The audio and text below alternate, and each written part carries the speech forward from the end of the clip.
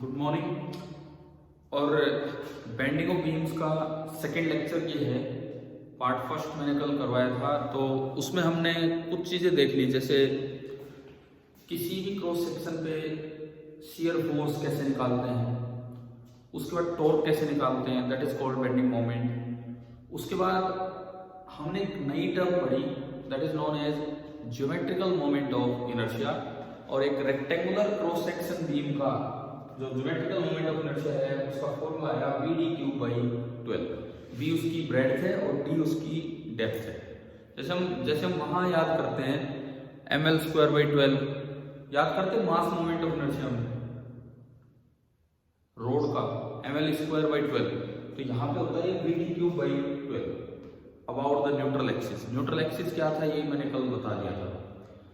तो अगर मैं उससे आगे कंटिन्यू करूं, अच्छा बीच में एक चीज हमने ये निकाली थी कि यंग मॉडुलस का यूज किया स्ट्रेस अपॉन स्ट्रेन, तो हमारे पास ये निकल गया है कि σ/z is equal to y/r। मैंने कहा था कि भाई इस तरह से भी याद कर लेते हैं बच्चे इसको, σ/z is equal to y/r। आपसे पूछा जाए कि रोड में बीम में टेंसाइल या कंप्रेसिव कौन सा स्ट्रेन आया, तो क्या आंसर था कि आधे पार्ट में तो कंप्रेसिव है ऊपर और नीचे वाले आधे पार्ट में टेंसाइल है ना। क्लियर हो गया? ठीक है। अब देखिए जहां से एक इक्वेशन लिखी जाती है जिसको बोलते हैं बेंडिंग इक्वेशन, तो आप अगली हेडिंग ये डालो, जैसे कल आप ज्योमेट्रिकल मोमेंट ऑफ इनर्शिया आपने हेडिंग डाली थी, इसके बाद अगली heading bending equation. Bending equation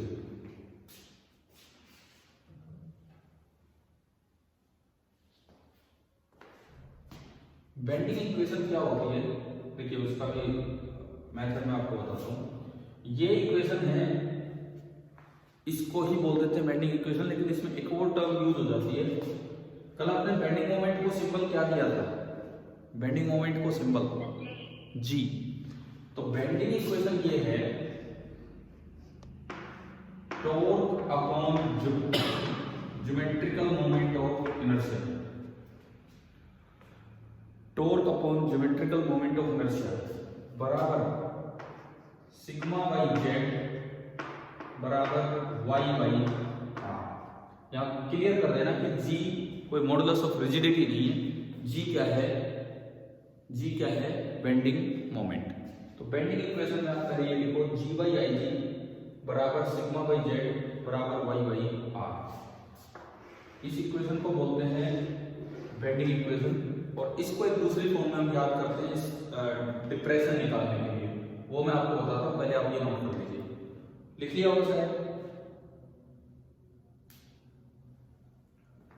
है ना भाई, हो गया होगा ना। तो यहां से इसको हम ऐसे याद करते हैं, इससे अगला स्टेप तो बीच वाला छोड़ो, G is equal to capital Y यानी कि young modulus into IG geometrical moment of inertia और into 1/r। Capital Y into IG into 1/r। अब एक लास्ट स्टेप कि भाई कैसे बेंडिंग इक्वेशन को हम याद करने वाले हैं। ये R क्या चीज है, R इस बीम का रेडियस ऑफ कर्वेचर है, ठीक है, R इस बीम का रेडियस ऑफ कर्वेचर है। तो कभी मैथमेटिकल टूल्स के समय आपने रेडियस ऑफ कर्वेचर का एक फॉर्मूला पढ़ा होगा, मैथमेटिकल टूल्स के समय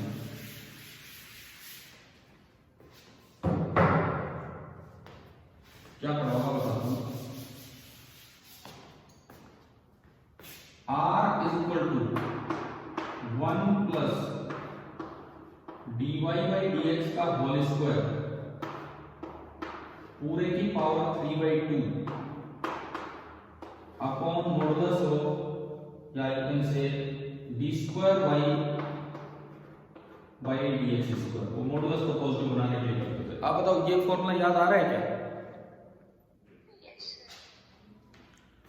ठीक है, ये जो हमारा फॉर्मूला था, ओह नमस्कार, आओ, इतनी सुबह सुबह चल के आ रहे हैं, ठीक है। तो मैं नमस्कार, मैं 2 मिनट रिपीट कर रहा हूँ साक्षी जो अभी बताया था, ठीक है। हमारे नॉन मेडिकल बी का कोई बच्चा नहीं चल के आया, नॉन मेडिकल ए से चल के आ गया, बताओ। देखिए मैंने अभी कहाँ से शुरुआत किया है, आप अपनी कॉपी में 2 मिनट और तो कोई नया आ ही नहीं रहा, यहाँ पे ऐड ही नहीं हुआ। हम 5 मतलब मेरे अलावा 5 से आप और एक ही हेडिंग डालो, बेंडिंग इक्वेशन। बेंडिंग इक्वेशन तो फटाफट सुनो, कल हमने यहां काम छोड़ा था, ये इक्वेशन आई थी। तो बेंडिंग इक्वेशन ये होगी, वो जो था ना उसको इक्वेट कर दो जी बाई आई जी से। ये इक्वेशन लिखो, bending equation G by I G equal to sigma by Z is equal to Y by R. ये आपकी होती है बेंडिंग इक्वेशन। इस जी को क्या बोलते हैं, पहले टर्म आई थी बेंडिंग मोमेंट, जी है बेंडिंग मोमेंट। बीच वाले को छोड़ दो, इन दोनों को देखो, आई जी को मैं उधर ले गया तो ये स्टेप बन गया कि तो अगला स्टेप ये लिख दो बेंडिंग इक्वेशन का, G is equal to capital Y into I G into 1 by R. इससे अगला स्टेप, अब आप लोग भी बताओ भाई कि ये फॉर्मूला याद आ रहा है, मैथमेटिकल टूल्स में हमने पढ़ा था, radius of curvature of arc, ठीक है। एक बच्चा हाँ भर रहा है, और भी ध्यान आ गया ना, लिखा होगा आपकी कॉपीज में, ठीक है। ठीक है, तो ये कोई भी कर्व हो जहां पे y as a function of x पता हो तो उसका रेडियस ऑफ कर्वेचर लिखने का ये फॉर्मूला होता है। और अगर स्लोप कम हो, अगर स्लोप कम हो जैसा कि बीम में होता है, अरे बीम क्या यूं लटक जाती है छत पे या कहीं भी, बीम क्या यूं लटक जाती है बहुत ज्यादा, बीम में कुछ डिप्रेशन आएगा, थोड़ा सा आएगा, बहुत कम आएगा, तो बीम की जो स्लोप है ना वो नेग्लिजिबल है। स्लोप होती है dy बाई dx, स्लोप होती है dy बाई dx। तो यहीं पे लिख दो, इसके बाद for small slopes, for small slopes dy by dx का whole square can be neglected.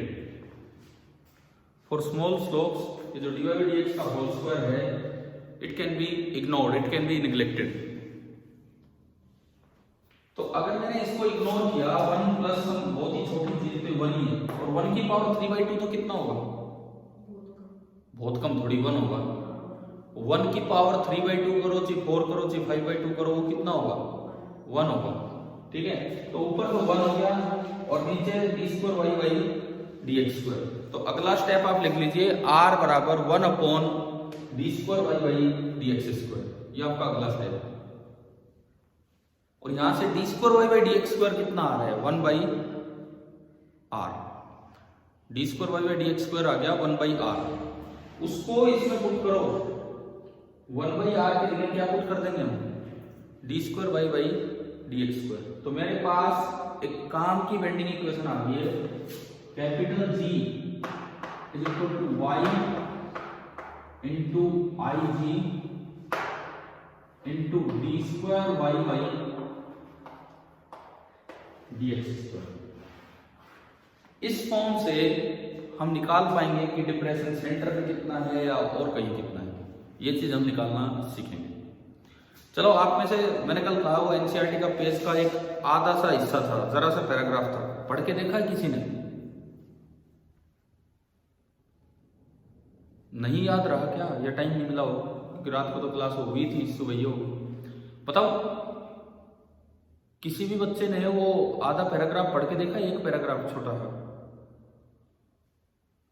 नहीं तो कम से कम इस क्लास के बाद तो पढ़ना कि क्या है वहां, नहीं तो फिर क्या समझ आएगा कि हम कर क्या रहे, पता तो लगे ना कि कौन सा पॉइंट सीख रहे हैं, वहां क्या दिया है। एनसीईआरटी इतना सा देती है, लेकिन फिर वो आपका और हमारा काम है कि उसे ढंग से पढ़ना, ये चीजें। चलो, बेंडिंग इक्वेशन आ गई समझ कि सभी बच्चों को बेंडिंग इक्वेशन तक क्लियर है क्या होती है, G is equal to Y into I G into d² y by dx²। अब हम इससे ना स्लोप वगैरह निकालेंगे, कैसे निकालेंगे अब उस चीज का मुझे XY कर्व बनाना पड़ेगा। देखो अब मैं हटाता हूं इसको,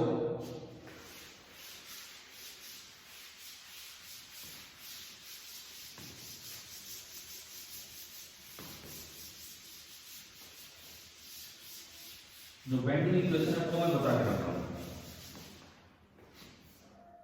जो आपकी बीम है, अब मैं सिंपली उसे एक लाइन से रिप्रेजेंट करूं तो बीम की स्ट्रक्चर ऐसी होगी, बहुत ज्यादा बीम नहीं झुकती है, तो ये थोड़ा सा ही बस झुका होगा। Let this be the origin, let this be the X axis and vertical direction be the Y axis. क्योंकि मुझे D square Y by D X square का यूज करना है, तो कहीं एक्स वाई एक्सिस तो हो कि भाई क्या है क्या नहीं। तो ये आपका एक्स एक्सिस है, ये वाई एक्सिस है, और जो बीम की इक्वेशन है, बीम की equation that is y as a function of x, किसी x पे y कितना है। जैसे कि ये बिल्कुल बीच में अगर आप देखें, बिल्कुल बीच में, तो जो x की वैल्यू है बिल्कुल बीच में वो कितनी है, L/2, और बिल्कुल बीच में जो y है ये नीचे आ गया है, बिल्कुल बीच में मान लो ये डिप्रेशन है C सेंटर पे, तो आपको ये दिख रहा है x equal to L/2, y कितना है बताओ इस एक्सिस सिस्टम के अकॉर्डिंग,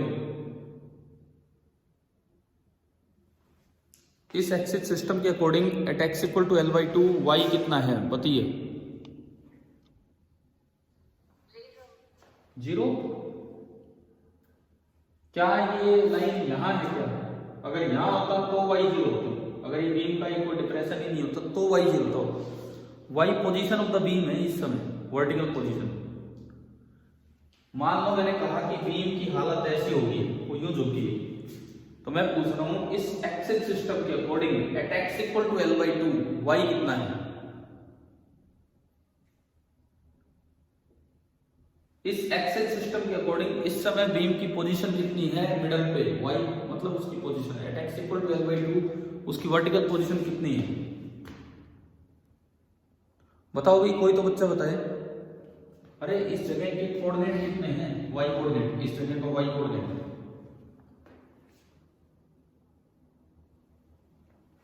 इस जगह का y कोऑर्डिनेट कितना है, ये कितना नीचे दिखाया मैंने, कितना नीचे दिखाया, डेल्टा सी, डेल सी, तो इस जगह का y कोऑर्डिनेट कितना है, माइनस डेल्टा सी। दोनों एंड्स पे तो बीम पे सपोर्ट है, दोनों एंड्स पे बीम पे सपोर्ट है, इसका मतलब एट x बराबर 0 भी y 0 है, और एट x बराबर L भी y कितना है 0। मैं एक बार बीम की जो हालत है वो देख के बता रहा हूं कि क्या है। At x equal to 0 y 0, at x equal to L again y is 0, और बिल्कुल बीच में अगर आप देखते हो तो स्लोप 0 है, क्योंकि यहां मैं अगर टेंजेंट डालूं, देखो यहां पे स्लोप नेगेटिव है, यहां पे स्लोप पॉजिटिव है, लेकिन यहां स्लोप कितनी है 0। तो एक और चीज इसमें दिख रही है कि x equal to L/2 slope मतलब dy by dx कितना है 0। तो आप बताओ कुछ कंडीशन समझ आई इसको देख के, बीम की हालत देख के, एक्स वाई एक्सिस देख के कि क्या बना क्या है, ठीक है। अब हम यूज करेंगे इस इक्वेशन का किसी भी जगह डिप्रेशन निकालने के लिए, किसी भी जगह डिप्रेशन निकालने के लिए। कैसे, g बराबर y into I G into D square Y by D X square. तो मैं अगर एक बार इंटीग्रेट करूं तो dy बाई डी एक्स आएगा, और मैं अगर दो बार इंटीग्रेट कर दूं तो y आ जाएगा। समझ रहे हो, तो मुझे y ही तो निकालना है, मुझे y निकालना है, मतलब मुझे एक बार ये मिल जाए, ये मिल जाए y as a function of x, फिर तो मैं y x पुट करूंगा L/2 y निकल आएगा। समझ गए हो। तो y तक कैसे पहुंचे, अगर y से d स्क्वायर y तक पहुंचना होता तो एक बार डिफरेंशिएट करो dy बाई dx, दोबारा डिफरेंशिएट करो d स्क्वायर y। उल्टा आना हो तो क्या करना पड़ता है, हाँ जी, वापिस आना हो तो क्या करना, क्या करें बताओ, क्या बोल रहे हो सर? इंटीग्रेशन। इंटीग्रेशन, हाँ ठीक है।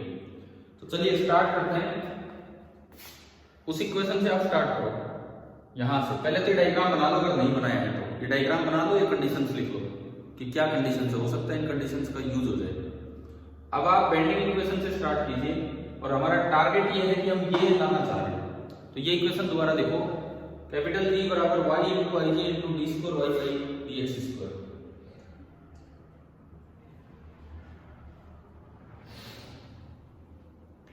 अब इसके लिए मुझे जी लिखना आना चाहिए।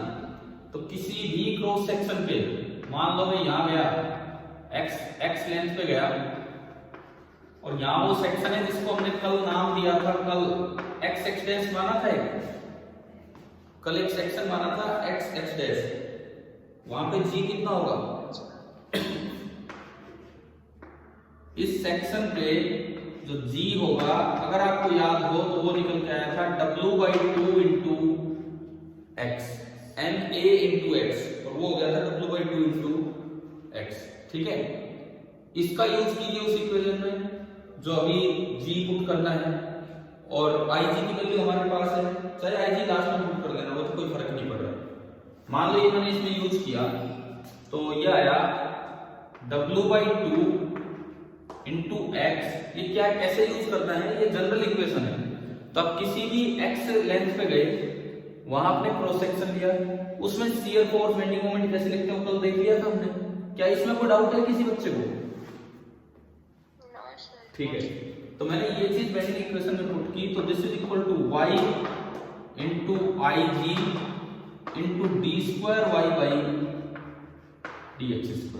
ये वाला स्टेप अपना बनी, और यहां से d²y/dx² लिख लीजिए कि क्या है। यहां से आपने लिखा d²y/dx², और वो निकल के आ रहा है W/2 y IG और इंटू एक्स। यह है integrating both the sides with respect to X. ये लाइन लिख लीजिए, integrating both the sides with respect to x.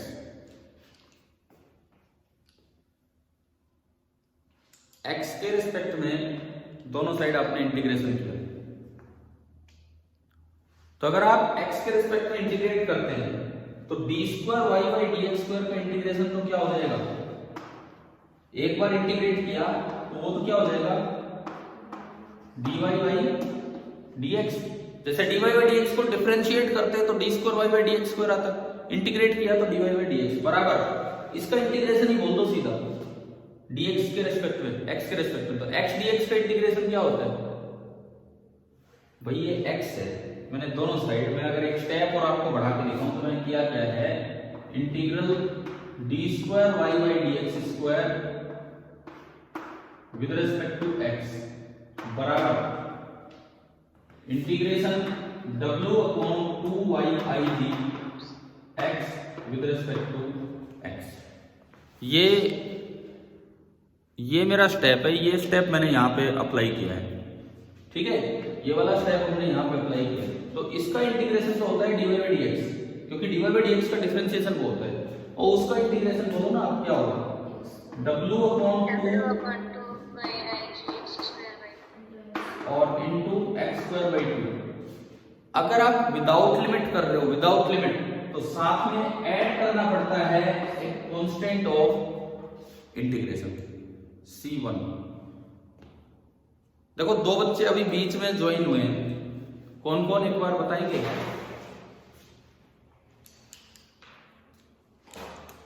हाँ भाई, अभी अभी कौन आया जस्ट अभी? हर्षित। और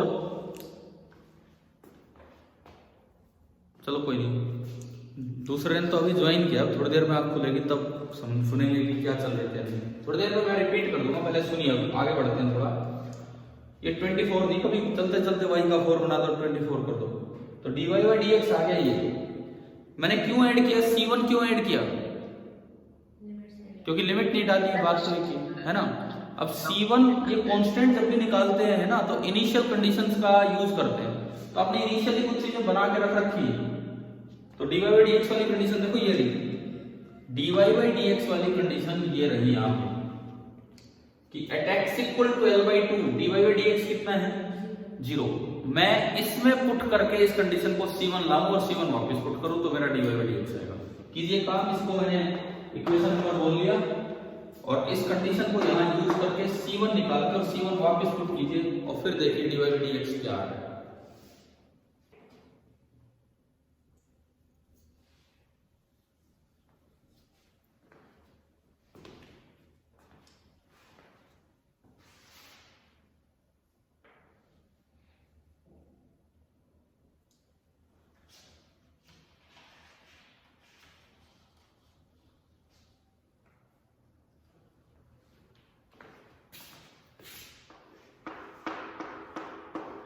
माइनस W बाई 2। आगे क्या ये आ रहा है क्या ये जो मैंने बोर्ड पे लिखा है? Yes sir.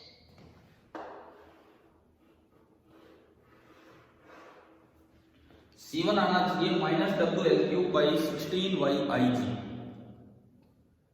नहीं आया तो आप दोबारा चेक करो भाई। इस इक्वेशन में dy बाई dx को तो कर दो 0 और x को कर दो L/2।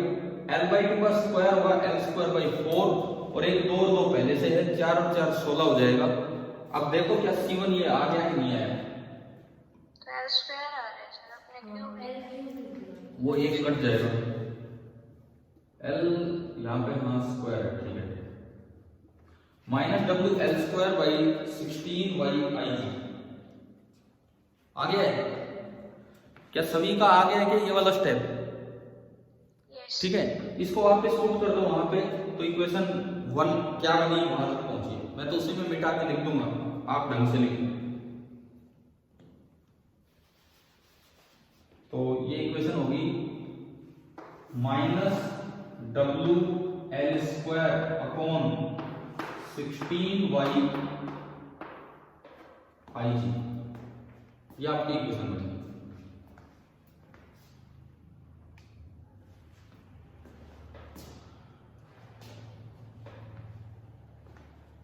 जो भी बच्चे बीच बीच में आ रहे हैं, आते जा रहे हैं धीरे धीरे करके, तो मैं एक बार रिपीट करूंगा लास्ट में सारा।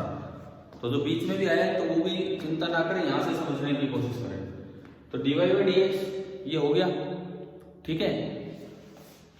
अब मुझे तो y चाहिए as a function of x, y चाहिए as a function of x, लेकिन है dy बाई dx, तो मैं क्या करूं? एक बार और इंटीग्रेट। तो यहां करके लिखना integrating again with respect to x। तो अब देखो जब आप इंटीग्रेशन का स्टेप बनाओगे तो इक्वेशन ये बनेगी,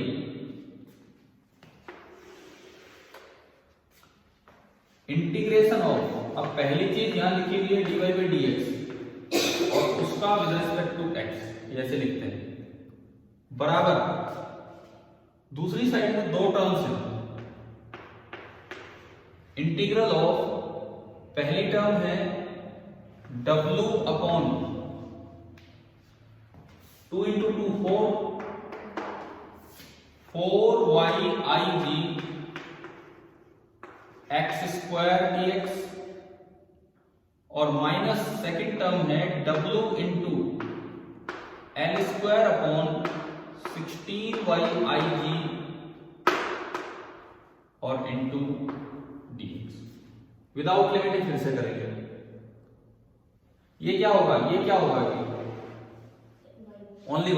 वैसे भी देख सकते हो dx से dx कट गया और इंटीग्रल dy y होता है। तो यहां से मेरे पास y आने की संभावना बन गई। पहला इंटीग्रेशन आप कीजिए और दूसरा कीजिए और एक कांस्टेंट c2 ऐड कर देना।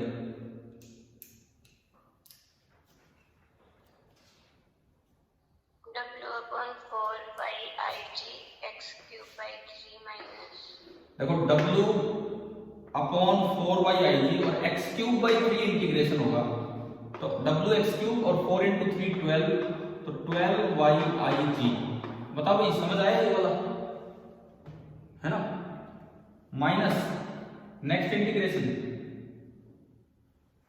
WL² अपॉन 16YIG तो चल ही रहा है और इंटीग्रल dx ओनली x, है ना? यही बनेगा। और साथ में क्या? दूसरा कांस्टेंट ऑफ इंटीग्रेशन c2 और ये मैंने बोल दिया इक्वेशन नंबर 2। अब c2 कहां से लाए? कौन सी कंडीशन से हम c2 निकाल कर लाए?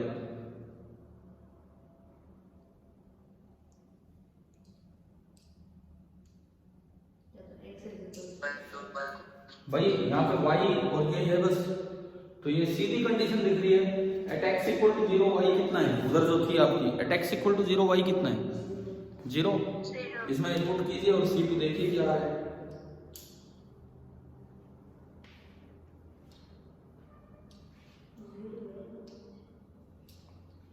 आ गया 0, 0 ही तो आएगा। समझ आ गया होगा ना आपको, एट एक्स इक्वल टू 0 ये 0 ही आना है। सब कुछ 0 0 बन गया, 0 बराबर 0 माइनस 0 प्लस C2, तो C2 आया 0। उसको वापस इक्वेशन 2 में पुट कर दो, तो क्या आपके पास y as a function of x आ चुका है या नहीं? ठीक है, मैंने तो यहीं पे 0 पुट किया और ये आपके पास y as a function of x आ गया। अब देखो, किसी भी जगह आपको डिप्रेशन निकालना है, किसी भी जगह, जैसे सपोज सेंटर पे डिप्रेशन चाहिए, सेंटर पे कि सेंटर पे डिप्रेशन कितना है, तो आप इस चीज का यूज करोगे कि at x equal to L/2 y कितना पुट करना है हमें, माइनस डेल्टा C। तो इतना होने के बाद अब लिखना डिप्रेशन एट द सेंटर, ये हेडिंग से डाल दो, डिप्रेशन एट द सेंटर, ये आप हेडिंग डाल दीजिए। इसको कोई इक्वेशन स्टार बना लो कि ये फाइनल इक्वेशन आ गई। तो ये लिखो at x equal to L/2 y is minus del C, put in equation star. At x equal to L/2 y is minus del C।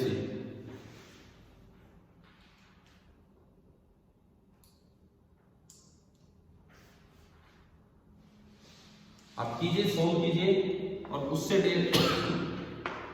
शायद ये आना चाहिए WL3/48YIG, कीजिए लिखना पहले।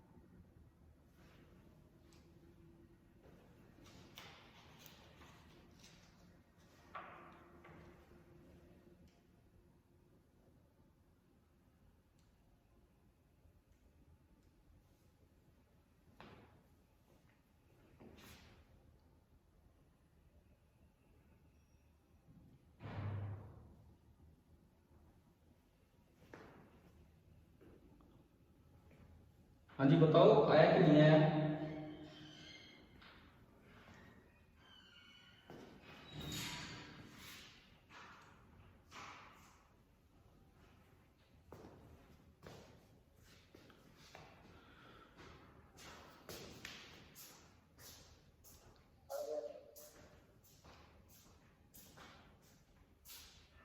आगे पुट करने के बाद देखो आपके पास y as a function of x आ चुका जो हम लाना चाह रहे थे। फिर मुझे डिप्रेशन चाहिए तो मैंने अपने एक्सिस सिस्टम के अकॉर्डिंग देखा, तो at x equal to L/2 y minus del C रखा, तो उससे डेल सी ये निकल के आएगा। करके दिखाऊं मैं? देखिए मैं करके दिखाता हूँ यहाँ पे। ठीक है, आ गया तो बहुत अच्छी बात है। ठीक है, मैं एक बार बता देता हूँ। y की जगह आपने रखा माइनस डेल सी बराबर x की जगह L/2, तो W/YIG तो पहले से है। L/2 रखोगे तो एक L क्यूब आएगा, 2 का क्यूब 8 और नीचे आ रहा है 12 इंटू 8। कितना होता है 12 इंटू 8? इसमें अटक जाते हैं। 12 इंटू 8 96, ठीक है। माइनस WL² तो है और एक L/2 रखेंगे तो L क्यूब हो गया अपॉन YIG और L/2 रखा तो 2 × 16 32। ठीक है, आपने एलसीएम लिया 96 YIG, इधर चल रहा है माइनस डिप्रेशन ऑफ C, तो ऊपर तो WL3 माइनस ये 3 टाइम्स तो 3WL3, तो minus del C that is equal to minus 2 times WL3 upon YIG और 96, 2 से 2 गया और 1/48, तो ये आपका आ गया। क्लियर ना, समझ आ गया होगा सभी को।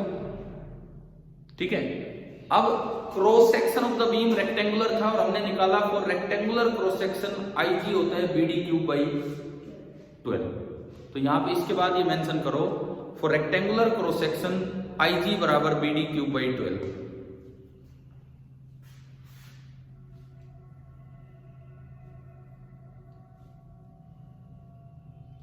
IG बराबर BD3/12। तो यहां से इसमें पुट कर दो और देखो कि डेल C कितना आ रहा है। IG BD3/12 आप इसमें पुट करेंगे, B ब्रेड्थ है, D डेप्थ है, ये इसमें पुट कीजिए और फिर आप देखिए कि डिप्रेशन कितना आ रहा है। WL3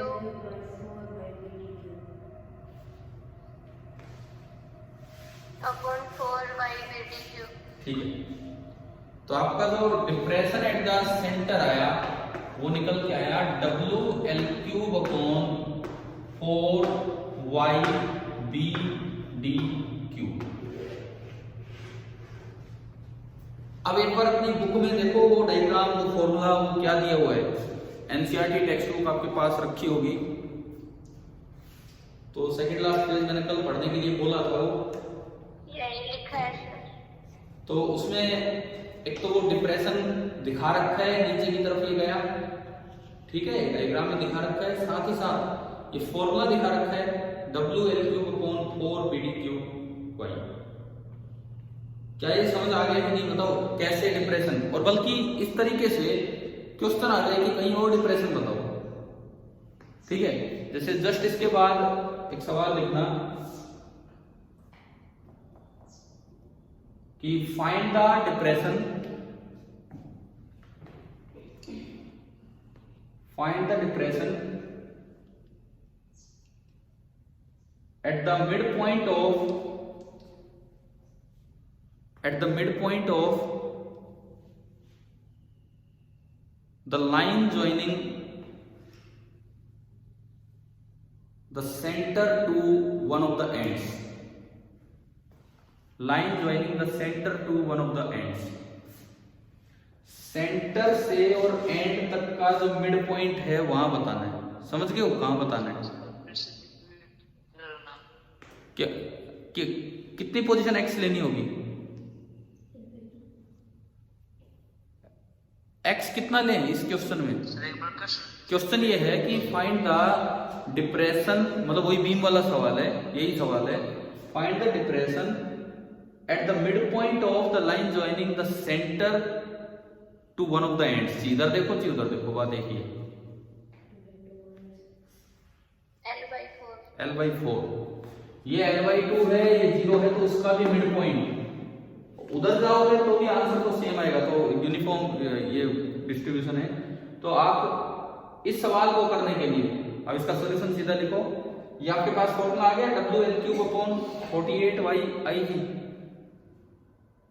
ना ना ना, ये तो सेंटर पे था, ये इक्वेशन है आपके पास, बेंडिंग इक्वेशन से निकाली थी। इस इक्वेशन में यू पुट कर दो eight x equal to L/4। ये नीचे होगी बीम या ऊपर होगी? नीचे होगी ना, तो इस जगह मुझसे पूछा है तो मैंने y मान लिया माइनस डेल्टा, क्योंकि डिप्रेशन तो डेल्टा है लेकिन वो y कोऑर्डिनेट नीचे की तरफ बनेगा, तो मुझे डेल्टा निकालना है। At x equal to L/4 y is minus delta, ये आप इसमें पुट कीजिए।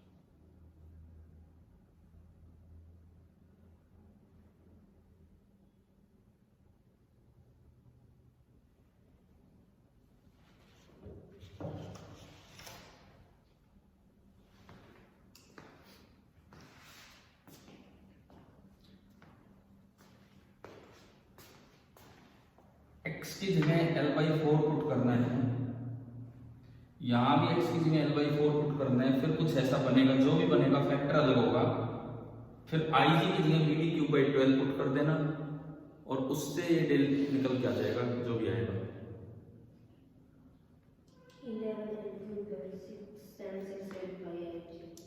चलो ठीक है, अब कर लोगे ना यार, ये इतना काम तो कर ही सकते हो, करना जरूर। कॉपी में नहीं किया है अभी तो थोड़ी सी जगह रख लेना इसके लिए, ठीक है। अब मैं दो और पॉइंट इसी में बता रहा हूँ, 2-3 पॉइंट्स। ये जो बेंडिंग ऑफ बीम हमने पढ़ा, पहली बात कि आपको समझ आ गया बेंडिंग ऑफ बीम किस तरह से निकाला है? हाँ जी, ठीक है। अब देखो दूसरी बात ये है कि बहुत बार पॉइंट लोड नहीं होगा, पॉइंट लोड तो होता ही नहीं है। लोड जो होता है वो डिस्ट्रीब्यूटेड होता है, पॉइंट लोड कहाँ होता है? बीम पे तो पूरे पूरे पे वजन रहता है इस तरह का। तो एक चीज आप ये दिमाग में रखना, लिखो, ये पॉइंट लिखो, मैं जो बोल रहा हूँ ये वाला पॉइंट आप नोट कीजिए। By distributing the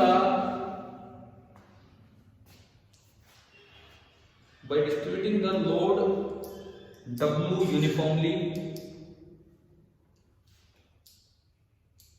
by distributing the load W uniformly, the depression at the center,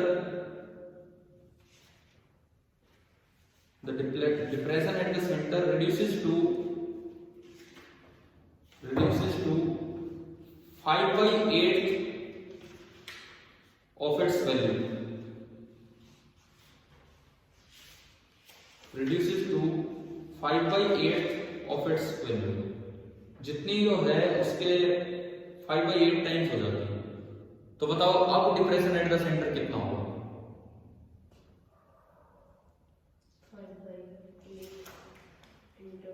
देखो अभी आपने थोड़ी देर पहले निकाला था डिप्रेशन एट द सेंटर, ये आया था, ये तब था जब आपने पॉइंट लोड सारा कहां लगा रखा था?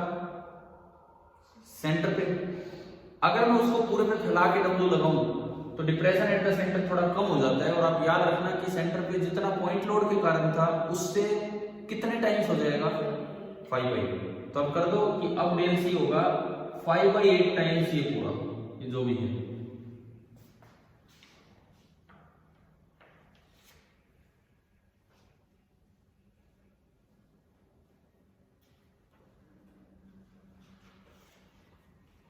क्या ये पॉइंट समझ आ गया है कि नहीं? ठीक है, यानी कि अगर बीम पे पूरे पे वजन आ जाए तो सेंटर पे डिप्रेशन कितना होगा? 5/32। तो वहां पे बनेगा डेल C बराबर 5/32 टाइम्स WL³/YB dQ। क्या लिख लिया है क्या आप सभी ने? ठीक है। अब एक और चीज, कभी कभार हो सकता है कि बीम का क्रॉस सेक्शन सर्कुलर आ जाए। बीम ऐसी भी होती है सर्कुलर, रेक्टेंगुलर ही नहीं होती। तो अगला पॉइंट आप ये लिखिए, नेक्स्ट पॉइंट आप ये लिखिए, for a beam of circular cross section of radius R,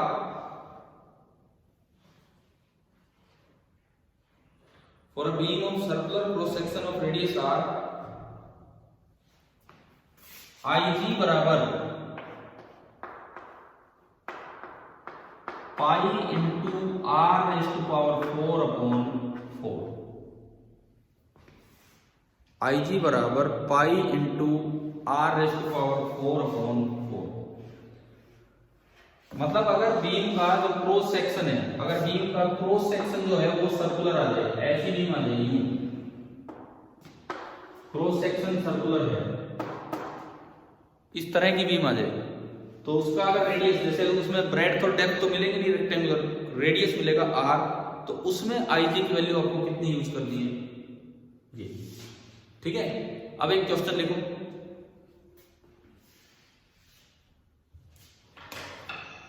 road of circular cross section, road बोलो सी बीम बोलो, a rod of circular cross section of radius R, capital R, is loaded at the center, is loaded at the center by a weight W.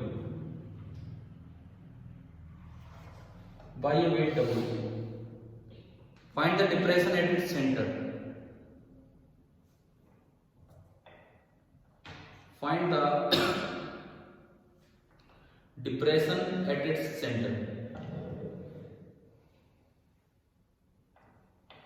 So WL cube upon 12 by R square by R की power 4. हाँ बिल्कुल सही है, बिल्कुल ही सही है। आपको ये तो करना था, इसमें आई जी की जगह क्या पुट कर देना है, pi into R square 4 upon 4। यहाँ पे बस आई जी की जगह pi into R square 4 upon 4, 4 से 48 कटेगा, 12 बचेगा।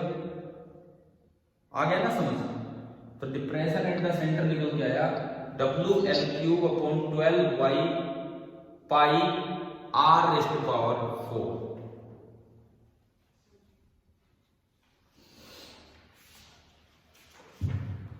ठीक है, अगला सवाल आ गया नहीं सभी को समझ में? मैंने बोर्ड पे लिखा नहीं है लेकिन क्लियर हो गया होगा। ठीक है, अगला सवाल कि ये मैं इस तरह से देता हूं, सिलेंड्रिकल बीम। अब सिलेंड्रिकल बीम है तो उसका क्रॉस सेक्शन कैसा होगा?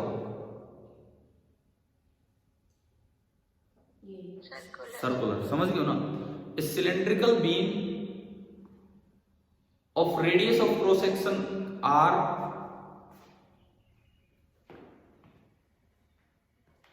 एंड वेट डब्ल्यू, यूं बोल दिया, कोई अलग से लोड नहीं दिया, उसका खुद का वेट बोल दिया, and weight W is simply supported at its two ends. It's simply supported at its two ends, separated by a distance L, capital L. It's simply supported at its two ends, separated by a distance capital L. उसके बाद, if the material's Young's modulus is Y, if the material's Young's modulus is Y, find the depression at the center of the beam.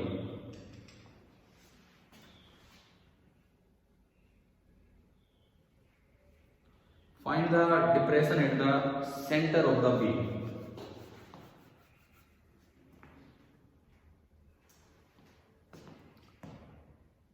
मतलब थोड़ी सी लिखने का तरीका बदल दिया हमने, और कुछ नहीं किया है, वही सवाल बस थोड़ा चेंज करके दे दिया आपको।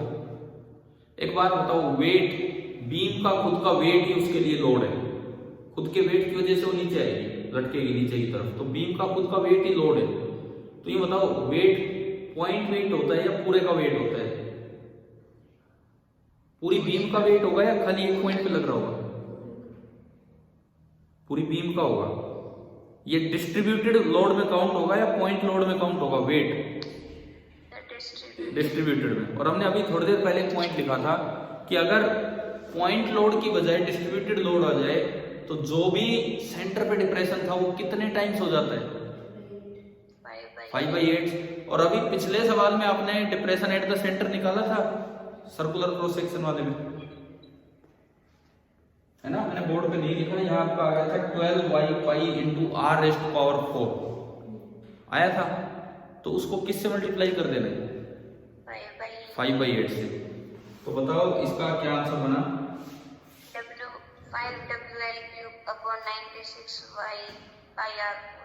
ये मैंने इसमें पुट किया, यहाँ पे।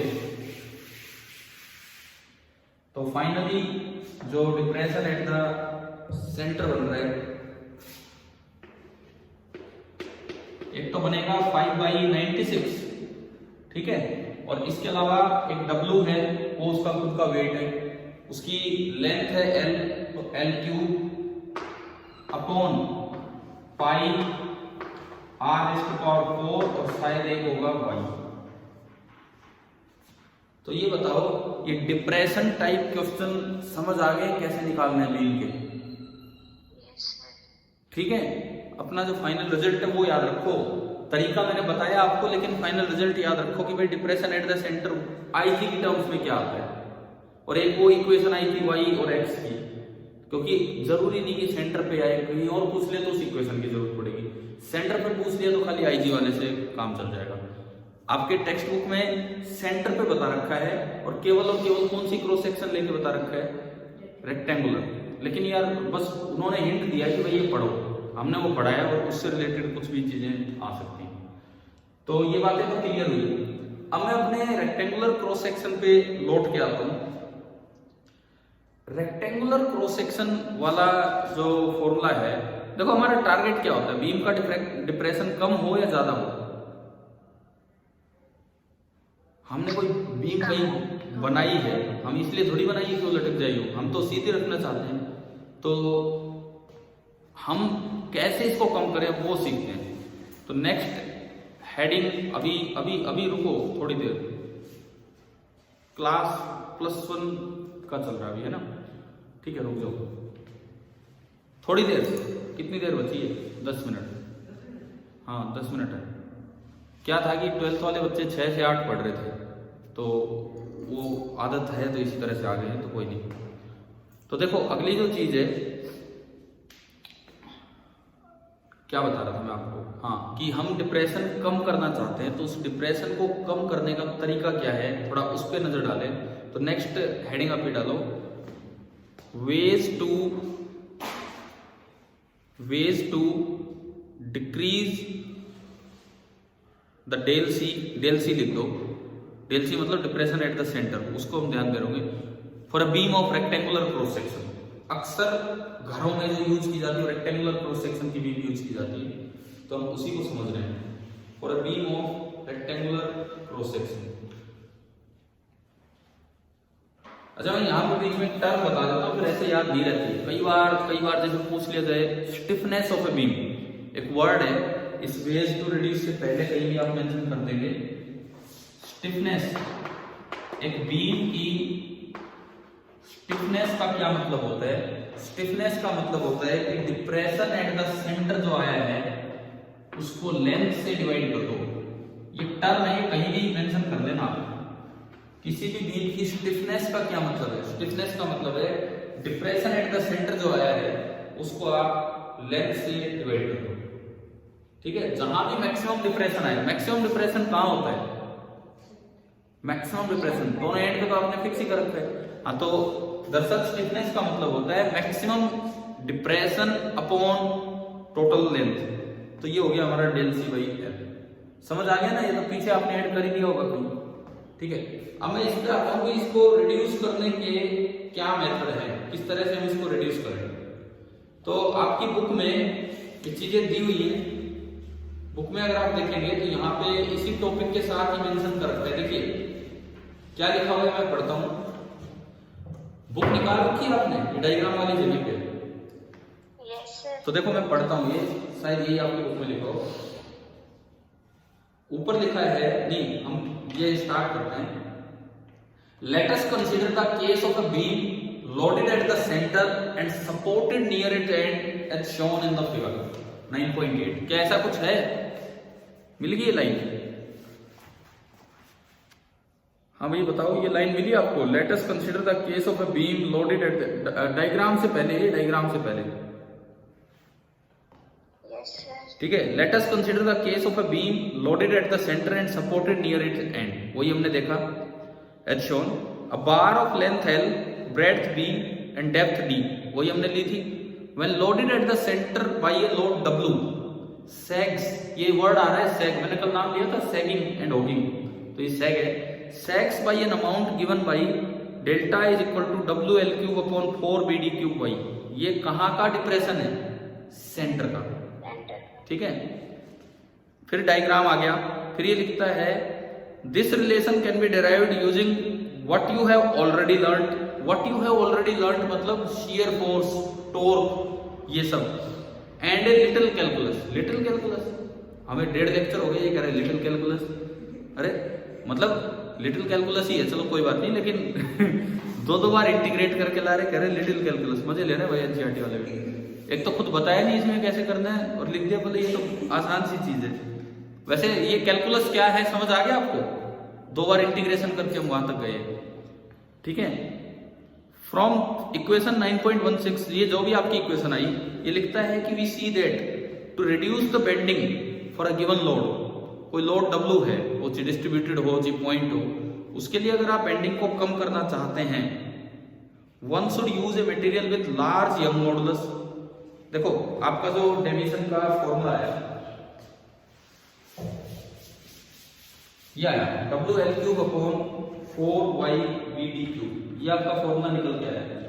अब इसमें अगर मैं देखूं गिवन लोड Y फिक्स है, Y तो आपका फिक्स है, लेंथ भी तो फिक्स होती है दीवार में, या कितनी दूरी है दो दीवारों के बीच में, तो L भी फिक्स होता है, 4 भी एक कांस्टेंट है।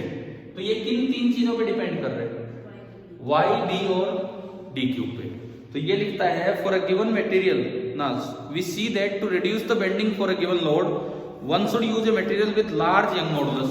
Y ज्यादा करोगे तो डेल्टा क्या होगा? कम। Y ज्यादा मतलब अच्छा स्ट्रॉन्ग मटेरियल, अच्छा इलास्टिक मटेरियल। ठीक है ना, ये मतलब है। तो पहली चीज तो आपको समझ में आ रही है कि इंक्रीज Y, पहले समझ लीजिए इस पॉइंट को कि आप एक ऐसा मटेरियल लीजिए जिसके लिए यंग मॉडुलस ज्यादा हो। ठीक है, उसके बाद ये लिखता है फॉर अ गिवन मटेरियल, मान लो मटेरियल भी फिक्स हो गया तो Y भी फिक्स हो गया। Increasing the depth D rather than breadth B is more effective in reducing the bending। Bending को रिड्यूस करने में देखो B भी आ रहा है, D भी आ रहा है। दूसरा तरीका है इंक्रीज B, डिनोमिनेटर ज्यादा करते थे। तीसरा तरीका है इंक्रीज D। ये 3 तरीके समझ आ रहे हैं? Y इंक्रीज करो, B इंक्रीज करो और D इंक्रीज करो, ये आपके 3 तरीके हैं। लेकिन B को इंक्रीज करना ज्यादा इफेक्टिव है या D को इंक्रीज करना ज्यादा इफेक्टिव है? D, क्योंकि उसका क्यू बार है। ये वाला मेथड मोर इफेक्टिव है for a given material. For a given material मतलब अगर आपको Y भी फिक्स दे दिया, तो ब्रेड्थ बढ़ाने की बजाय आप डेप्थ बढ़ाओ, वो ज्यादा इफेक्टिव मेथड है। आपने देखा होगा घरों में बीच में पूरा कमरा है, बीच में वो पहले पुराने मकानों में तो वो गाटर बोल देते थे उसको, आपने देखा उसकी शेप कैसी होती है? पतला करके बीच में से वो लंबा रहता है और फिर नीचे एक और। देखा है क्या बताओ? है ना, आपके घर में भी होगा, अगर है तो, और उसका नहीं है तो पुराने घरों में मिल ही जाता है। उसका क्रॉस सेक्शन, उस बीम को अगर मैं देखूं सामने से तो आई शेप का क्रॉस सेक्शन मिलता है। मैं आपको ऐसी फोटो भी दिखा दूंगा, मतलब खींच के, हमारे घर से खींच के इस तरह से। तो उसमें ना एक ऐसा क्रॉस सेक्शन मिलता है, जिसमें आपको दिखाऊं। पहले आपने 3 लिख लिए, increase Y, increase B, increase D and D more effective. ठीक है, कैसा क्रॉस सेक्शन मिलता है आप देखना अपने घर में, आई शेप का, ऊपर यूं, फिर बीच में पतला और फिर यूं, डेप्थ बढ़ाने के लिए वो किया जाता है। ठीक है, ये जो लास्ट पॉइंट है ये हम तब कंटिन्यू करेंगे जब आप एक बार ना ये टॉपिक पढ़ो अपनी किताब से, applications of elastic behaviour of material. आज तो याद नहीं रहा, कल पढ़ के आओगे। ठीक है, और वैसे कैसा लगा? ज्यादा दिक्कत थी क्या सुबह क्लास में? चलो ठीक है, कम से कम आज क्लास होगी, नहीं तो ये मिस भी होगी। ठीक है, आगे हम कल कंटिन्यू करते हैं। शायद आपको इन 2 क्लासेस से बेंडिंग और बीम पढ़ा क्लियर हो गया होगा क्या है? ठीक है, थैंक यू।